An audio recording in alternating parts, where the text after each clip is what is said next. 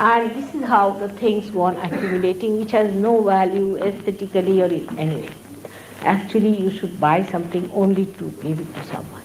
That's the best way of enjoying it to the maximum, you see. And anybody likes it, have it. You see, that's the best way. It's a great thing. I mean, I tell you, it's rather difficult for you people to understand, but I'm one of them who does that very often. And my children and my husband are rather worried, you know. God knows next time what she'll give away.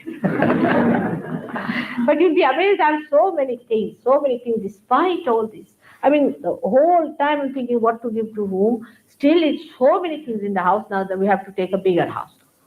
I don't know what to do with so many things. And I try to thrust things on the people, Baba, you take this, you have liked it. But they say, no, no, no, how can you give me? But really, that gives me such a pleasure. And one must learn how to give. But I've seen human beings are different. For themselves, they'll buy diamonds, and for others, they'll buy artificial things. It's very common, you know. They'll wearing diamonds, and when it is come to giving to others, they'll give artificial. At least don't wear at that time the diamond. At least that much decency should be there. So you see, when it comes to giving, give it with your full heart. You just feel that love of giving, and you feel so happy because you feel so big about yourself. Like an ocean that's giving so much of clouds, and again it is receiving these rivers into it, and again making it into clouds. It's sort of a circle of a beautiful conversion into beauty after beauty starts. It's so beautiful. And that's what we should try to become a part of that circle, which is so beautiful and which is so joy giving to yourself also. And this is what it is. And this hand is for Ashraya, means for the protection. You must protect the people who are your subordinates, who are dependent on you, your children. Like, it's a very common thing to insult your children from their childhood. Why did you spoil that carpet? Why did you do that? You should not have said this. Why did you? This is a very wrong thing of discipline. Best discipline is to put dignity into children. You see, a good home in India, we say, is known by the way children are addressed in the family. Like in a good family, we address the children like sir, little bit like that. Means sir. We never address the children with indignity, and we put them on a dignified level. And it's a very nice thing. I'll tell you about my own granddaughter that somebody was telling her one day that there's a this boy, and why don't you marry him? I said, why do you want to talk about marriage? I'm not yet grown at all to think about marriage, and we have to be dignified about things. How can we think of marriage when we are not to think? And my grandmother will marry me, and I want to live a dignified person. A little girl of 7 years said this to this woman who was very sort of pseudo intellectual type, and she tried to tease my granddaughter. She said, this is not dignified. Just think of that. At the age of 7 years, they have their sense of dignity. If you tell them, you see, you need not tell them don't spoil the carpet, but give them dignity. They will never spoil it.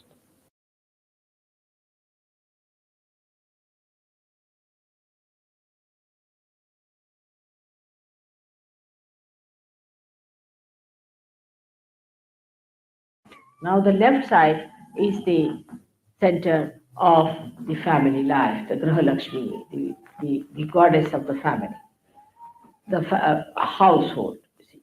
A person who runs after money too much forgets his family.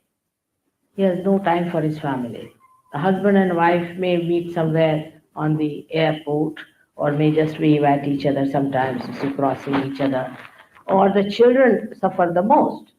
And in that case, the women also then take up with the men. They compete. What's wrong? They start copying men. And in so doing so, when they compete with each other, then what happens? That this family life gets disturbed. The woman of the household is dissatisfied. Her ego is not satisfied. In olden times, the man used to go in the jungle and get all the wood cut, bring it home, and give it to the wife, and wife used to cook. There was no problem because there was barter system. He could see her working in the household. Now the husband earns the money and the woman spends. I mean, that also requires some work, isn't it, to spend the money? But to man, it looks like that I'm the earning member and she's the spender. So she says, all right, I will also earn. But in this, too much of competition, too much of competition like this between the two, what happens? The family suffers, the children suffer, and such a person will have problem with the wife will have problem with the husband, and you can always feel that center on this finger. If that finger is catching, that means there's something wrong with your family relationship that you have to adjust yourself, and he has to adjust. It's an important because you are like the flowers which have to produce a fruit. That's what nature wants. Nature wants that you are there to produce the fruit that is your children. That's why you are men and women. That's the basics. Now, this Graha Lakshmi's center is on the left hand side, and the another is Raja Lakshmi center is on the right hand side. Now, this center gives us the power to rule over people, and we become very, in extremes, you see, we can become very arrogant and we can become very, very sort of authoritative, and we might sort of end up with a funeral with 10,000 people behind us, all bought from market and put there behind you without any feeling. That's all finished. If such a man finished, they say, oh, thank God he died. He was a horrible terror for us. So that kind of a life can come with Raja Lakshmi. But in the center is the Lakshmi. Lakshmi is the goddess, is the power within us by which we balance, lead a very balanced life, by which we are satisfied. Now they have made a beautiful picture of this Lakshmi. Also, one should understand this power is a lady, is a mother, and she stands on a lotus.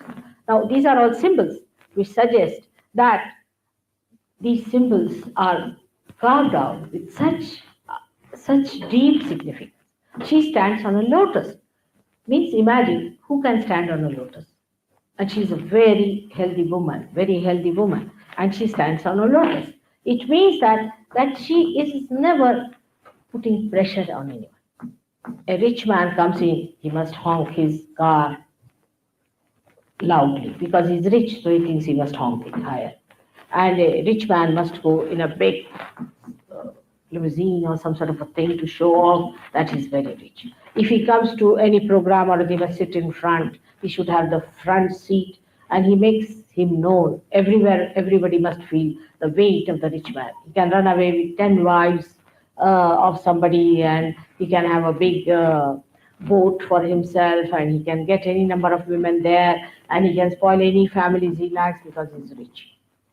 This kind of thing comes in people, but Lakshmi, the one who has stands on the lotus, is the beauty and the glory of the riches that God has given that person.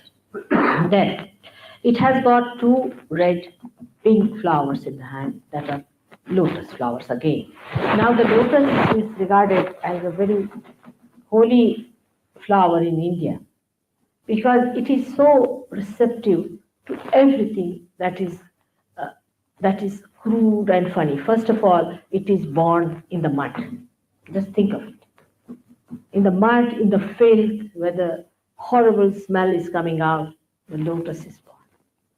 And the one lotus gives the fragrance, the beautiful fragrance to the whole atmosphere and kills all that filth and everything and covers the whole pond with its big, big leaves so that it looks a beautiful pond.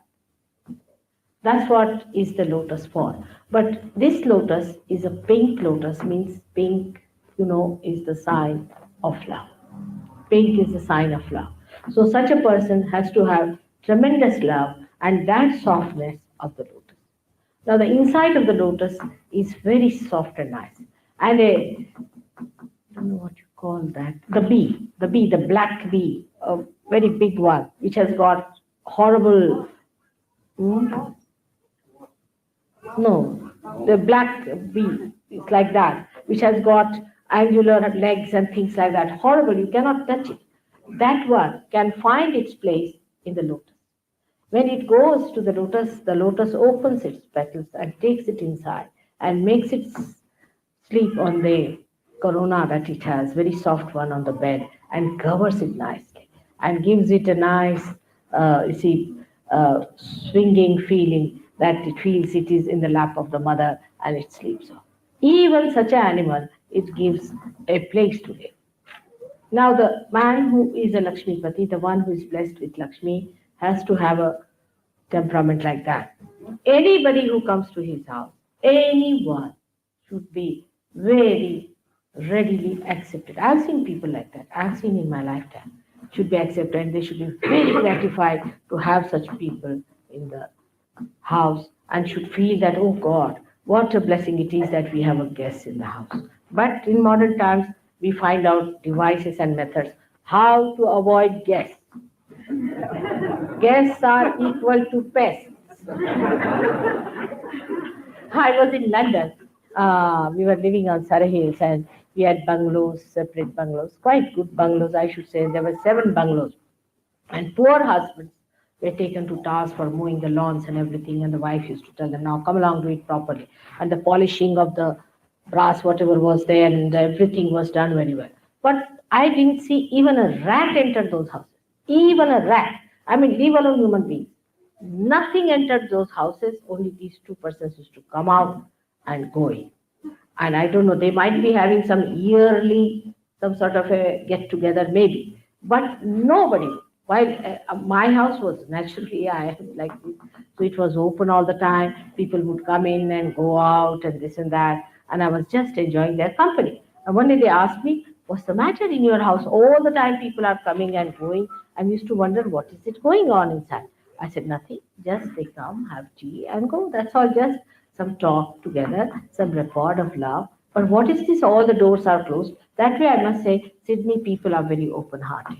And they like to be together. There is a togetherness in them. But with all this, if you cannot have togetherness to enjoy your wealth with others, then what's the use of all the wealth? If you have wealth, you go for horse racing. That's also your own enjoyment. If you have wealth, you will do something else which is so individualistic. You cannot enjoy your wealth unless and until you share. As I told you the other day, that I am a capitalist in the sense I have all the powers within myself. But I cannot live without sharing it. So I'm the greatest communist because I just cannot enjoy it. That's why I have to come all the way to Australia. And today my husband was so insistent that I should come back. No? I said, no, I have to meet all the Australians, stay, and then I'll come. So unless and until you share this love after realization, you do not enjoy. All isms drop out because you become combination of both extremes and you just start enjoying yourself.